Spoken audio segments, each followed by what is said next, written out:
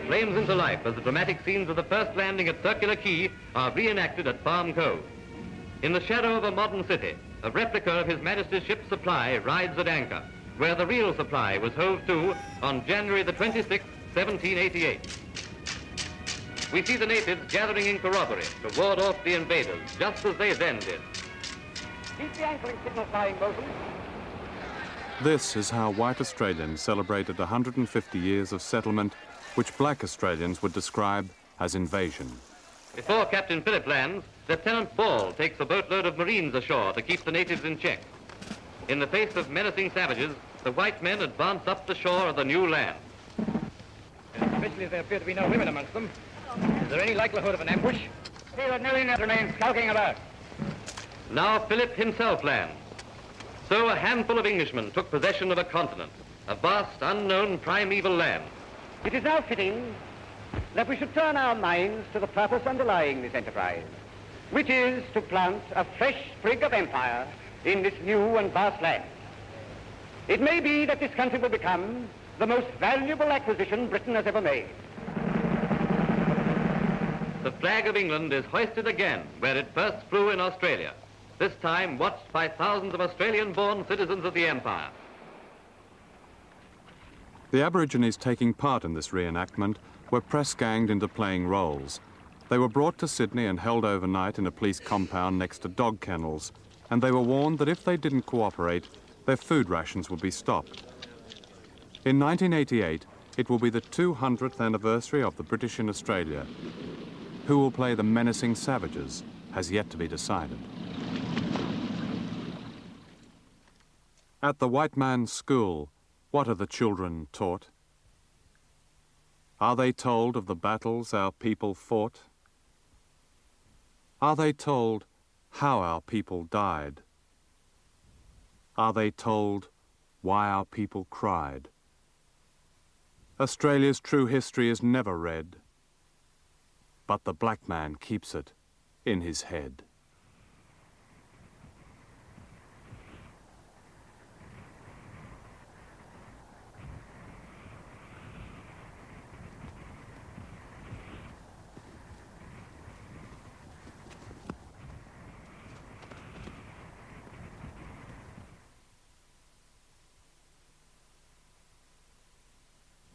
The greatest island on Earth, Australia, is a secret country with a secret history.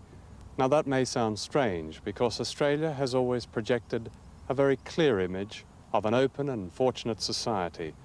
And yet there are few countries in which an historical conspiracy of silence has been so complete as here in Australia.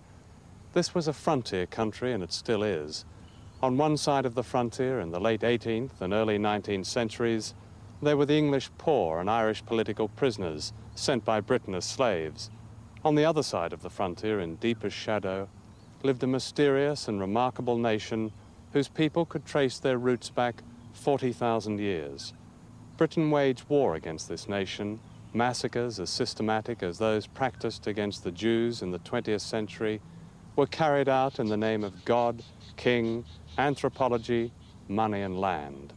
The jolly swagman was not especially jolly. The billabongs ran with blood. Few or none of these events were recorded and remembered by white Australians. And as the cities grew, the descendants of the white slaves, Australians like myself, seldom glimpsed the other side of the frontier, the outback as we called it. As children, we were given to understand that we were merely innocent bystanders to the slow and natural death of an ancient people, the first Australians, rather than the inheritors of a past every bit as rapacious as that of the United States, Latin America, Africa. All that was unmentionable and secret. This picture was taken at an Aboriginal reserve in the Northern Territory in 1968. Called the Palms, it was my first glimpse of what I'd never imagined, an Australian gulag beyond the frontier. How did they get away with it? In Aboriginal cemeteries, the number of children's graves is always disproportionately high. In 1983, two researchers using Queensland government statistics found that Aboriginal deaths from preventable infectious diseases in that state were as much as 300 times higher than the white average and among the highest in the world. In New South Wales, a report found that almost a quarter of Aboriginal males who had survived to the age of 20 were dead by 40. These are third world statistics. A third world disease, trachoma, is widespread in black Australia. Trachoma grows ulcers on the eyes and causes blindness. Leprosy is also virulent. In recent years, the rate of new lepers has dropped by only 20% in Australia, compared with an 80% drop in Upper Volta, the poorest country in the world. Black Australians may well have the highest prison population in the world. Convictions related to homelessness, alcoholism, and unemployment have meant, in effect, that to be black is a crime. In education, black children who not long ago were taught that their society was pagan are now taught to question it, while all the time being rejected by the alternative white society. Too many black Australians live in tin shelters like these, which boil in summer and freeze in winter, which have an ablution block if they're lucky, and taps that seldom run. Australians give generously to Cambodia and Ethiopia, but this is not a cause. For beyond the suburbs it remains out of sight and out of mind. How the first Australians have survived and actually increased their number in recent years is phenomenal.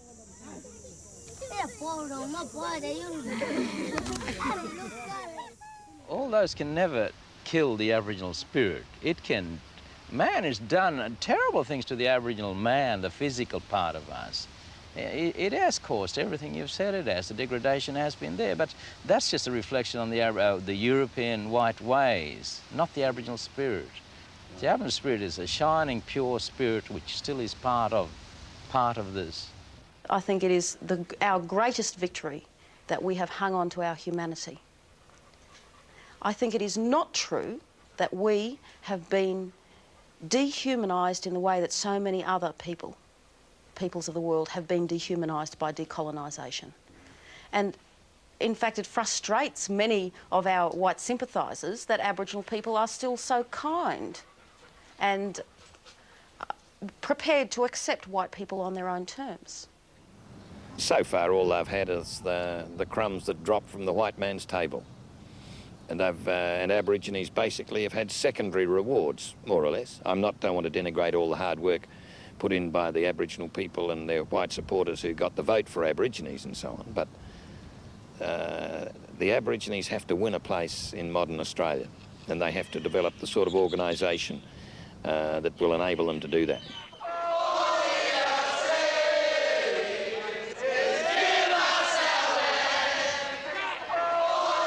In the past 15 years, extraordinary changes have begun to happen in Australia. The nation on the other side of the frontier has risen from its deathbed and has begun to fight back. And what a spectacle it is, as the first Australians challenge some of the greatest transnational companies in the world, and governments, and historians, and assumptions and attitudes, and disease and neglect, in order that they may claim back their share of the oldest continent, their country. This film is a glimpse of their epic story. When Captain Cook landed here in Botany Bay, he was under orders not to raise the Union Jack without the consent of the inhabitants of Australia. But Cook and Captain Arthur Phillip, who followed with the first fleet of convicts, both disobeyed these instructions. And what followed was one of the darkest and least known periods in the history of Britain's empire.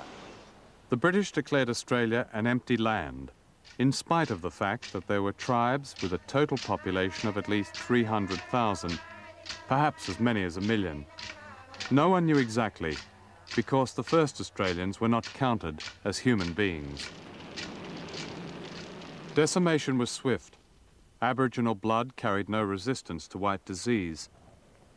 Lieutenant Brady, Royal Marines, reported in 1788, "From the great number of dead natives found in every part of Sydney Harbour, it appears that the smallpox has made dreadful havoc among them." But not nearly as much havoc as massacre. No British colony was born under so cruel a star as Australia. The early convict ships had brought thousands of white slaves, mostly English and Irish, transported for crimes of poverty and politics. and they became the instruments of massacre, directed by Christian gentlemen who had brought with them attitudes of racial superiority that were the staple of empire. Ironically, their cruelty was at odds with liberal reformers in Britain who were then seeking to end the slave trade. In 1837, a House of Commons Select Committee condemned the atrocities against the Aborigines. But the difference between sympathy and action was a convenient 15,000 miles. I think it's a very calculating attitude which makes an entire nation of people write out 200 years of history and speak only about imperial history. They speak about the pioneers, the brave white pioneers, the brave women who settled the country, as if we didn't ever exist. And all of that history is based also on the legal fiction which established for them that they legitimately owned this country. They call it terra nullius. In other words, empty continent. The law says that we did not exist in 1788. Therefore, the continent was empty, uninhabited wasteland, and therefore the British had a right to occupy it. So you see, there have never been treaties here because we didn't exist legally to sign a treaty with them. The Aborigines were deemed to be subhuman, little more than animals, which was to justify not only the theft of their land, but their extermination. An edition of the Encyclopedia Britannica, still in circulation when I was at school, described them as only an animal of prey, more ferocious than the leopard or the hyena. He devours his own species. So they were hunted and raped and massacred. And few doubted at the time that genocide was official policy. A government report in the 1850s spoke of the success of poisoning Aborigines, 100 of them laid out at a time. But until quite recently, little of this was even acknowledged. In Tasmania, the Aborigines were said to have died out. In fact, they were hunted along with kangaroos and almost wiped out. In New South Wales, by 1845, the tribe who had watched Captain Cook sail here into Botany Bay was reduced to 3 women and a man. In Victoria, an Aborigine called Old Mr. Burt recalled this story told by his mother. They buried our babies with only their heads above the ground. All in a row they were. Then they had a test to see who could kick the babies' heads off the furthest. One man clobbered a baby's head off from horseback. They then spent most of the day raping the women. Most of them were then tortured to death by sticking sharp things like spears up their vaginas until they died. They tied the men's hands behind their backs, then cut off their penis and testicles, and watched them run around screaming until they died. One of the most enduring myths about the Aborigines is that they did not fight back. In fact, a war of resistance lasted more than a century, some of it here on the banks of the Hawkesbury River, north of Sydney. During the 1930s, my father built a cottage here, on the beach at an Aboriginal place called Patonga. I think we knew that somebody had lived at Patonga at some time, but no one talked about it. In fact, an entire nation had lived here on and off for thousands of years. They were called the Jurag, a unique Aboriginal people, tall and slender, whose country extended to a 40-mile radius north of Sydney, and the mighty Hawkesbury River was theirs. And when the British established the town of Windsor in the early 1800s, a great war began. This war was not recorded in the Imperial Chronicles of Australia. Growing up here, I knew nothing about it, and I suspect that's still true of the people in the smart beach houses here today. And yet the Jurag inflicted on the British a casualty rate greater than that sustained by the Australian Armed Forces during all of World War II. And finally, after 22 years, outnumbered and without guns, they went down fighting to the last man, woman and child, a complete nation. Today, in a land of many cenotaphs and war memorials on which invariably is written, "Lest we forget," not one of them stands for those who fought and fell in their own country. By the 1920s, the British invasion had caused the deaths of at least 250,000 black Australians. Genocide on a massive scale. But this fact remained suppressed, except in the living memory of those who survived. Here in the Northern Territory, in the great isolated heartland of Australia, the killing of Aborigines continued well into the 20th century, and most of these also remained secret. However, in 1928, 150 miles from Alice Springs, a gang of police and cattlemen massacred at least 50 Aborigines, perhaps many more, and word got out. A public inquiry was held, and its findings were summarized in these 3 words: the shooting was justified. In giving evidence, Constable William Murray said, "We shot to kill. What use is a wounded blackfella 100 miles from civilization?" Indeed, in the 1930s, there were massacres around here. And in Queensland, they were called nigger hunts. And I've heard white men only 5 years ago recalling their days in the nigger hunts. And yes, they justified murdering us because we didn't use the land the way they did. And as I say, it was an utterly calculating attitude. They wanted our land, and to get our land, they had to get rid of us. We had pride in the land because, you know, we have all our sacred sites, we have all our things in there. We live by the land. We don't go and destroy the land. The land is our mother. That's what we believe in. And if it's going to be taken away from us, it's like taking someone's life away. If the non-Aboriginal people of Australia are willing to learn some of my grandfather's meaning for this country, then that may be able to give them some understanding what this really Australia is, what the history of Australia. Ned Kelly was only yesterday. You know, William the Conqueror was only yesterday. We got stories going back thousands and thousands and thousands of years. The uniqueness of the Australian past has been concealed. In the dream time of the Aborigine, the land is sacred, the beginning and end of life itself. The European attitude to land, that of a commodity to be bought and sold, built on and exploited, is incomprehensible to a black Australian. This is the Obiri Rock, a cathedral of the spirit, east of Darwin. The significance of these paintings was only understood by Europeans as recently as the 1950s and 60s. These pictures were painted more than 10,000 years before the pyramids. They are older and more sophisticated than the cave paintings in France, by which the European tribes have measured their civilization. The World Heritage List now recognizes them as the oldest expression of human creativity. In other words, the longest historical record of any human beings.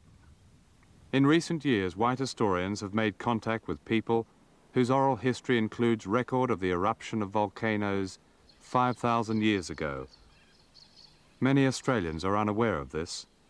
To them, the Aborigine is merely an object of pity, the poor old Mabo.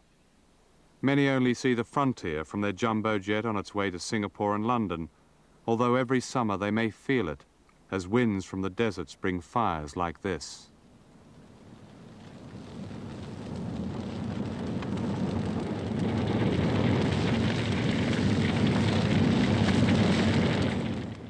These fires are unpredictable. They devastate the rural landscape and they reach into corners of gentility and incinerate without argument. Perhaps these fires, like the great droughts and floods, are reminders of the true nature of a country in which the majority of people may only be interlopers. The Aborigines not only survived, they developed a unique society and culture which those Europeans tied to racial stereotypes never saw or never acknowledged. Aborigines were presumed to be primitive and passive, at best noble savages, but none of this was true. In this ritual dance, for instance, the essence is humor, a put-on.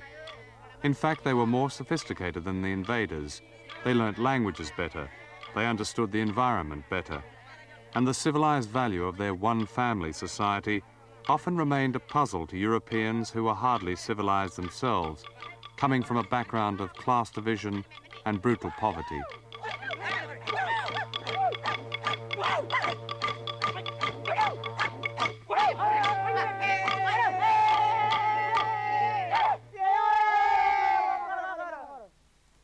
One European observer wrote that generosity seems so fundamental to the blacks that they have no word for thank you, nor did they have any concept of the extremes of wealth and poverty, nor were they able to fathom the invaders' idea of equality, that of freedoms negotiated between elites. The native Australians, wrote a colonial official in 1841, are a nation owning no chief, literally a pure democracy. A Victorian clergyman wrote, the Aborigines don't seem to understand exalted rank. In fact, it's difficult to get into a blackfella's head that one man is higher than another. In 1965, the non-people revolted. A young Aborigine called Charlie Perkins led both blacks and white students on freedom rides into the outback. The idea had come from the freedom rides into the segregated southern states of America in the early 60s, and this town, Moree, New South Wales, might well have been Selma, Alabama. Life was divided racially at almost every level. Here at the public swimming pool, where black children were banned, Perkins and his freedom riders were confronted by an angry white crowd. Then a black woman stepped forward and made a courageous speech in which she pointed to white men who had gone secretly with black women and had fathered black children.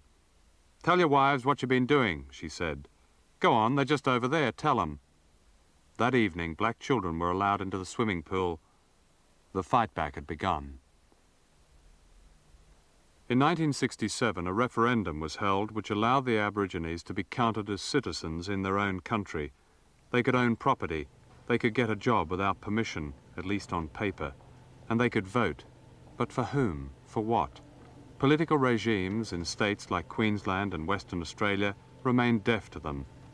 But what was changing, and dramatically, was the attitude of Aborigines themselves, many of whom now refused to play the part of mere victims in order to merit white sympathy and charity.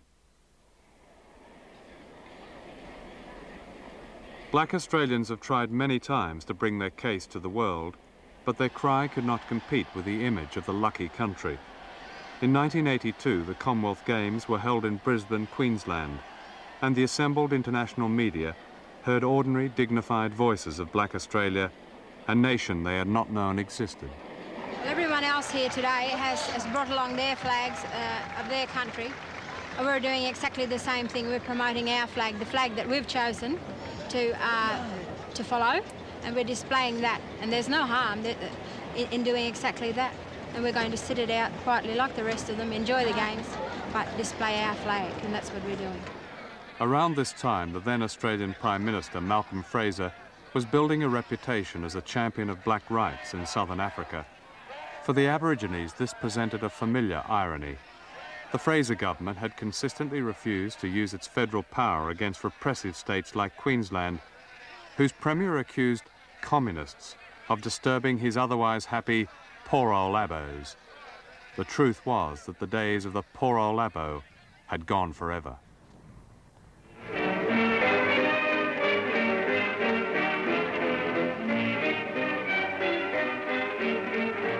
I am calling a corroboree of all the natives of New South Wales to send a petition to the King in an endeavour to improve our condition. All the black man wants is representation in federal parliament. There is also plenty of fish in the river for us all, and land to grow all we want. 150 years ago, the Aboriginals owned Australia, and today he demands more than the white man's charity. He wants the right to live. At that time, the 1930s, the Protection Acts were in full force. The Chief Protector had the power to send mixed-blood children to missions, having wrenched them away from their Aboriginal mothers. In this way, the mothers could continue to serve their white masters, the masters were saved any possible embarrassment, and the children were civilized with Christian ritual.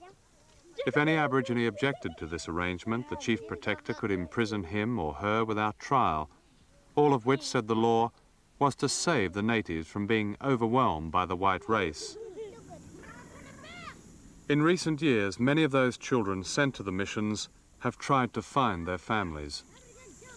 Well, the first time with me, as the story goes, is my grandpa said, "You don't take that kid," you know, so I was left. He stopped him, but then the following year, months later, he came back again, and then I was out with some other kids, and most of the old people had gone away from the station. And so Constable Bill McKinnon was able to take me, put me on the camel and take me, you know, till people realised the day after, or the 2 days after, that I was missing.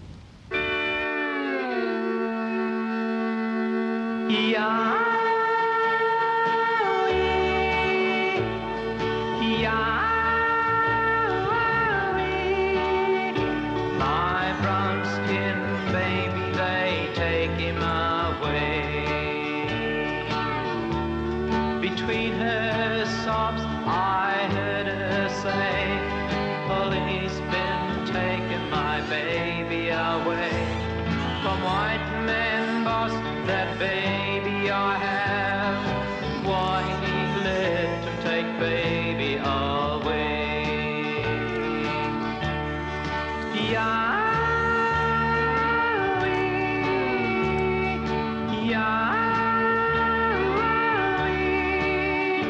My brown skin baby, they take him away.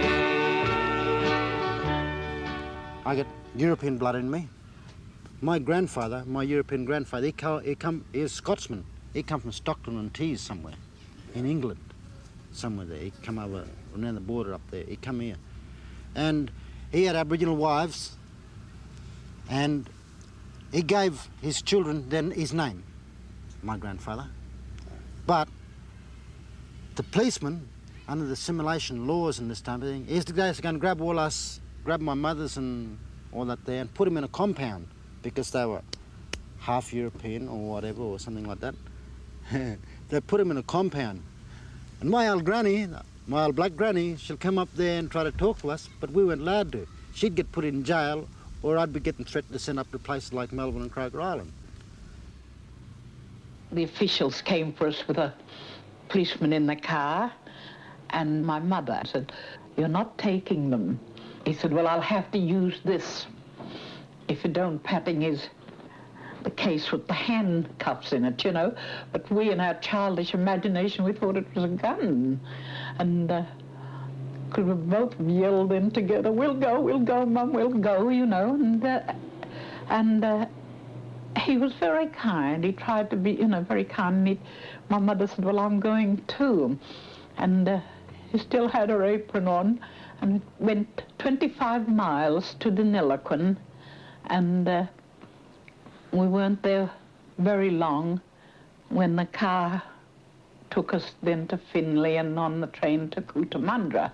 That's a train. Well, I heard years later how my mother cried and cried, and she went out. She had nowhere to go, and she went out into the bush, and my older aunt and them who were told, and as they were coming past a certain point right out on the outskirts of Deniliquin, they heard us moaning like an animal, you know, and they stopped the buggy and went over to see, and they discovered that it was my mother lying under this tree and in the tall grass, crying. She couldn't moaning, she couldn't cry anymore, you know, and they had to care for her and look after her. But we were already on our own, the way, or might have been in Cootamundra by then, you know, by train.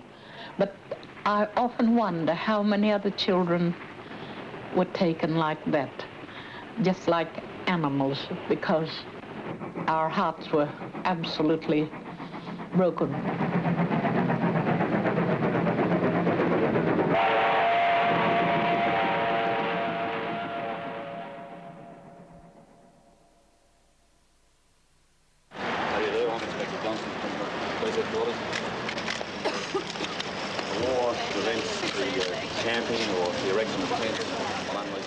In January 1972, 4 young blacks set up a tent on the lawns of Federal Parliament in Canberra and called it the Aboriginal Embassy. Again and again the police tore it down, and again the Aborigines put it back up, all of which was embarrassing to a Conservative coalition government which found itself explaining to inquiring foreigners the symbolism of an Australian embassy in Australia. It was a brilliant idea which focused a national campaign for land rights and helped to concentrate minds in the Australian Labor Party a Labour government was elected for the first time in 23 years. It was the first Australian government committed to a policy not of whether there ought to be justice for the Aborigines, but how.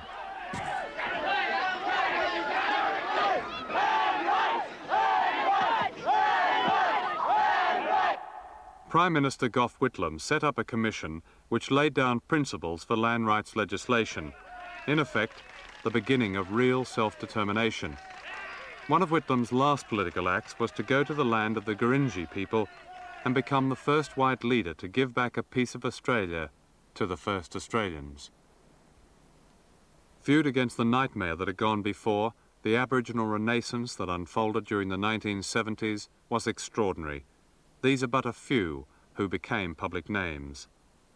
Pat O'Shane, first Aboriginal woman barrister, first head of a government department. Charlie Perkins, freedom rider, now head of the Department of Aboriginal Affairs. Mick Miller, pioneer community leader, eloquent foe of Queensland politicians. Kevin Gilbert, poet and author of the first major political work by an Aborigine. Kevin Cook, a pioneer of Aboriginal cooperative training. Essie Coffey, award-winning filmmaker from New South Wales. Justin Saunders, an outstanding stage and screen actress. Marweel Yantalaway, celebrated star of many feature films. David Gulpilil, film actor and dancer extraordinary.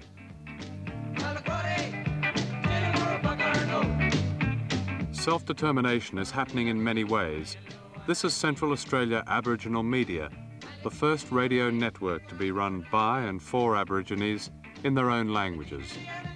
At the beginning, they couldn't believe that it was happening. I'd seen people cry when we first showed them how to find our radio, our station on the dial. I spent the first few weeks we were on air just going around the fringe camps, showing people if they got a radio, where they found it on the dial, and the people were just so overwhelmed. But to hear their own language to hear their own language on the radio.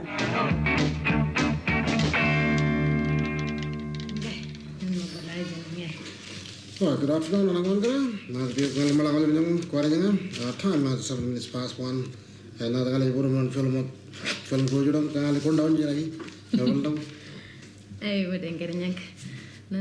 1986, a new television satellite will beam all the great milestones of Western civilization to the outback. Dallas, This Is Your Life, Sale of the Century.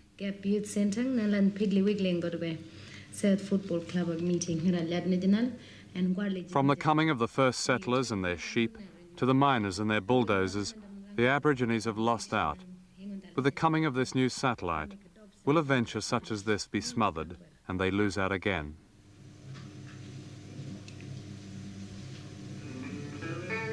He didn't line it up properly.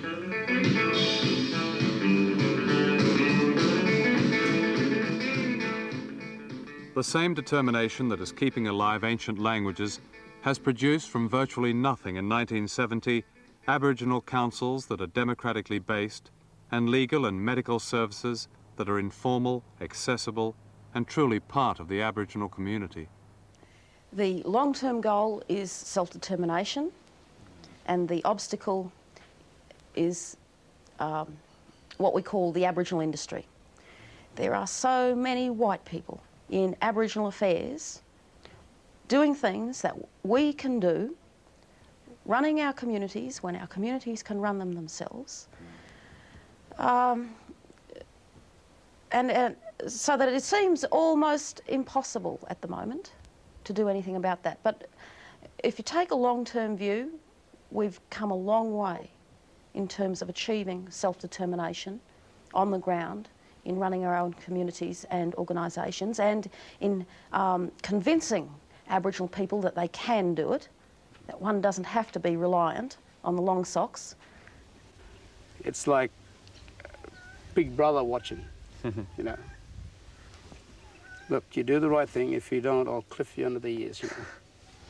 So our big white brothers prefer that we stick under their rules. Their rules? Their rules. Do you think there'll ever come a time where you'll have your own rules? Well, I don't care what rule they get. I've got my rule in my sacred site, which I keep, and I'm proud of it. The Walpiri people of the Northern Territory have transformed this former mission at Bamyili into their own community, with a bus, a clinic, and a school where the first black teachers are qualifying. I'm listening to the radio. Yeah, I'm listening to the radio, yeah. And where am I go then? Where am I reckon I'm going? I'm going to look at chicken. Then I'm going to...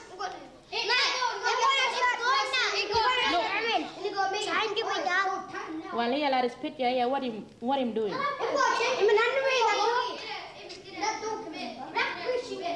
Yeah, me get up from bed. What about here now? What about let us picture here? Buckingham Palace, scenes of Christmas snow.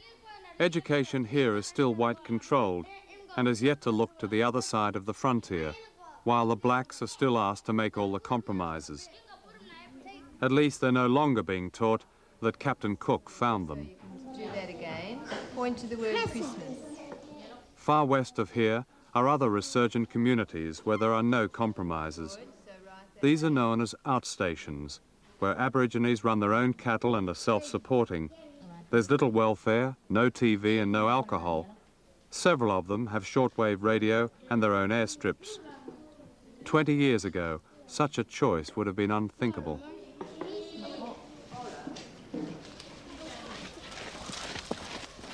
At Yipperinya School near Alice Springs, the children of people who were once forced off their land by squatter farmers are taught their origins, such as the gathering of traditional food known as bush tucker, kangaroo, witchetty grub, wild onions.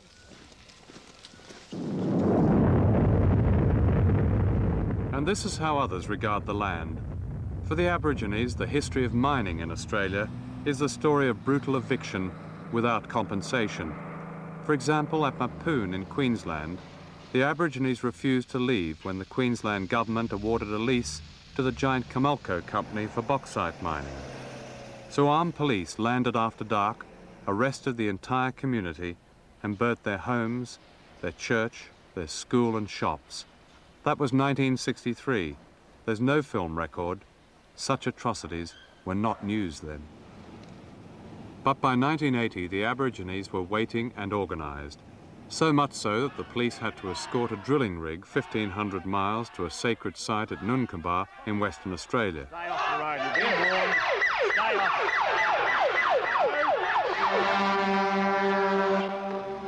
What was significant about this was the white popular support for the Aborigines, which raises a universal question. Is it possible for the haves to restore to the have-nots an honoured place in their nation's history? What is tantalising about these events in Australia is that the answer to that question is not predetermined, not yet, and that there still seems a possibility for reconciliation between people of the first and third worlds sharing one country. In some respects, Australia denies itself sovereignty, for it's the most foreign-owned of any developed country. So what does land rights really mean? Who really owns Australia? This is freehold land owned by most ordinary Australians. That is the 90% who live in suburban towns and cities. And this is land leased by the pastoralists, many of them large foreign companies, and farmers whose forebears squatted on land in the 19th century. These are national parks where the wildlife can only be shot with the camera. And this is vacant Crown land, nothing to do with the royal family. It's land owned by the state and federal governments. And this is the land that the Aborigines have won back as a result of limited legislation in the 1970s. Most of it is barren desert, the kind of land whites don't want. Unless, of course, there's something rich underneath it. We've got wastelands, wetlands, all swamps and all this type of business. And also, we own the Great Simpson Desert. We own the Stony Desert over here. We own only deserts and waste and wetlands. That's all we own. Yeah. And also, in South Australia, we own a place, what they call Maralinga lands. Now, we all, the infamous Maralinga. You know, that's all polluted with plutonium and all the byproducts of uranium.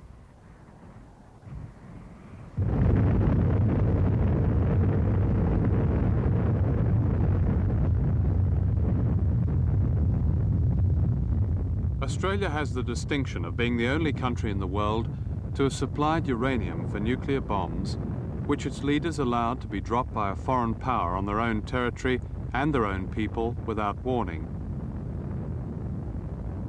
In the 1940s, the British were looking for somewhere to explode their new nuclear weapons. The central and western deserts of Australia were said to be ideal. Dr. Keith Locum, director of the Australian Radiation Laboratory, said, "There was the view in the back of everybody's mind that the land was unoccupied and likely to remain so. This view ignored the fact that an entire Aboriginal nation had lived on the land since before the arrival of Captain Cook. British history was conveniently repeating itself. More than 160 years earlier, all of Australia had been declared an empty land. At Maralinga and Emu Junction, between 1952 and 57, 9 nuclear bombs were exploded. Yami Lester was 12 at the time. His people received no warning. This was early in the morning. I was up playing. Might have been around about 7. Sun was coming up, and it was a warm morning. And we heard this bang, and old people saying something, and when I heard the bang, and I just went on playing with other kids then. The black smoke come over, and I thought it was dust storm, but it was too quiet for dust storm. And that just rolling above the trees, then pass over, and then after that, I don't know how many days after, but most of the people were sick, and we all got skin rash and diarrhea and sore eyes and red eyes, and you couldn't open it, or you opened it and it was hurting, and tears and that, all that. And I believe that some people died because of we didn't have any proper treatment. There's no white doctors or white nurses there. That's happened, I think, 1953. Then 57, I went blind then. In Britain and Australia, a propaganda campaign was mounted to justify the tests. This was the news of the world in May 1957. Tests will harm no one. In the Daily Express, Chapman Pincher wondered who were the real opponents of Britain's harmless bomb tests. Could it be those who hate or envy the British? Could it be Jap business tycoons who are using underhand methods to beat Britain in the export markets? For many years, the Aboriginal people tried to tell the world what had really happened in Australia, but few listened. It was only when British and Australian servicemen who had worked on the tests began to suffer and die from cancers that the full horror of the bombs began to emerge. Finally, in 1984, the Australian government agreed to a Royal Commission. Patrick Connolly, who served at Maralinga with the Royal Air Force, said, "Occasionally we would bring the Aborigines in for decontamination. Other times, we just shoot them off like rabbits." Australia has offered its sovereignty to other countries while denying it to the Aborigines. The Americans today have a number of spy bases which are theirs to do as they wish. Here is the American ambassador accepting one of the bases almost as right. Now, our friendly Australian landlords haven't yet demanded their rent. But we Americans want to always be good tenants. We want you to know that we pay our bills promptly. Here then, Mr. Prime Minister, I want to present you with 1 peppercorn payment in full for the first year's rent. I thank you very much. Near Alice Springs and its sacred Aboriginal sites is the Pine Gap base, which tells the Americans what the Russians are doing in Europe. Not surprisingly, the Russians have indicated that Pine Gap is a prime nuclear target. A peppercorn is therefore a bargain price to pay for positioning Australia in the front line of a nuclear war on the other side of the world. The Prime Minister, Bob Hawke, has projected himself, or rather his media image, as truly a man of all the people. Indeed, when he came to power, his Minister of Aboriginal Affairs, Clyde Holding, spoke of land rights as a restitution for white Australia's genocidal past, a final healing of the wounds. A National Land Rights Act was to be drafted at last, one, it was hoped, without strings to snatch the land back. But mining was the catch. During the 1984 election campaign, powerful mining interests conducted an openly racist campaign which included TV commercials with a black wall built across Western Australia. In October, in the critical weeks before the election, the state's Labor Premier, Brian Burke, met Prime Minister Hawke. They talked about the problem of land rights and marginal seats and of being fair to mining interests. After the meeting, Hawke effectively cancelled Labor Party policy which would have given Aborigines the right to control resources on their own land. A starring role is said to be Bob Hawke's dream for the 1988 bicentenary celebrations, which for the Aborigines may well be a nightmare. This was Botany Bay in 1970. On the other side of the water, the whites were celebrating yet again the coming of Captain Cook. At the next celebrations, the Aborigines may not be satisfied simply with expressing their grief. Well, every 26th of January I mourn in my heart, because as far as my experience with colonisation, I've pretended outwardly it's good. I've learned to speak the language that I was taught. I've learned to dress and live the way that made other people happy, but I had to sacrifice my desires, my ways, my culture. You can go ahead and celebrate your 200 years, whatever, settlements. I'm just going to wander down the bush and do what I want to do. Well, I don't see how Aborigines could have anything but antipathy towards the 1988 celebrations unless their sovereignty in this country had been assured. I mean, how on earth could Aborigines come to the party at all? When are we going to celebrate justice? You know, when are we going to celebrate just giving back what was taken wrongfully? It comes down to this. Aboriginal people will not survive unless we have real land rights, and that means having control over our land.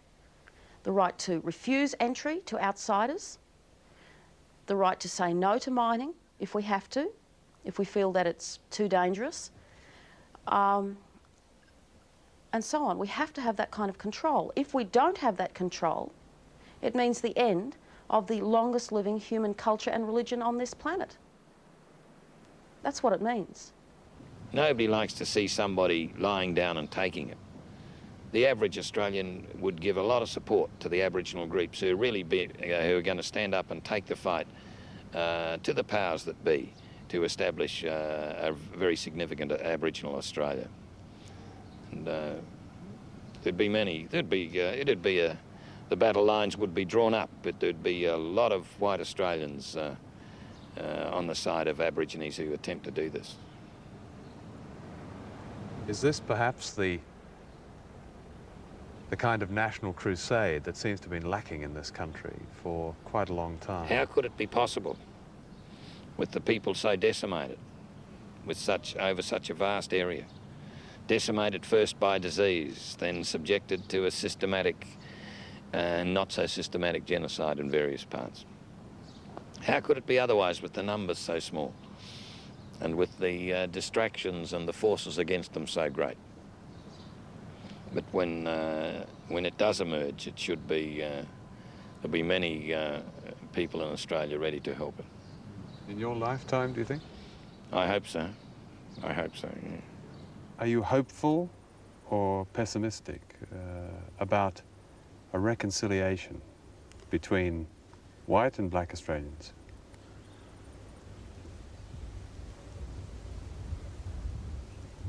I can't comment on that at the moment.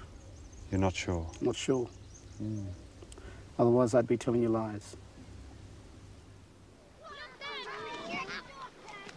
In a momentous vote in 1967, almost 90% of the Australian electorate gave the federal government special powers to legislate justice for the Aboriginal people. It was the greatest majority in Australian political history, and since then, some justice, some rights, some land, and some pride have been won back. And yet in this rich country, Aboriginal children remain sick and malnourished, and their death rate from simple, preventable disease is not very different from that of children in poor countries in Africa and Asia. This almost incredible situation is not a medical problem, but a political one. And the obstacles to overcoming it stem not from malevolence, but from a lack of political will to match sympathy with action. Support for the underdog has always been a powerful myth in Australia, in a white society with the humblest of origins, and like many myths, it's partly true. Radical reforms like voting rights, minimum wage and childcare legislation were pioneered in Australia. But when do the benefits of this noble and fragile tradition reach those whose extraordinary generosity of spirit has been expressed in this film? And what will happen in 1988 when 200 years of European settlement is celebrated? What version of events will be told then? An acceptable version, a compromised version, or the secret truth? It seems to me that until a committed policy of reconciliation, of real nationhood, is offered to the first Australians, those who came recently can never claim their own.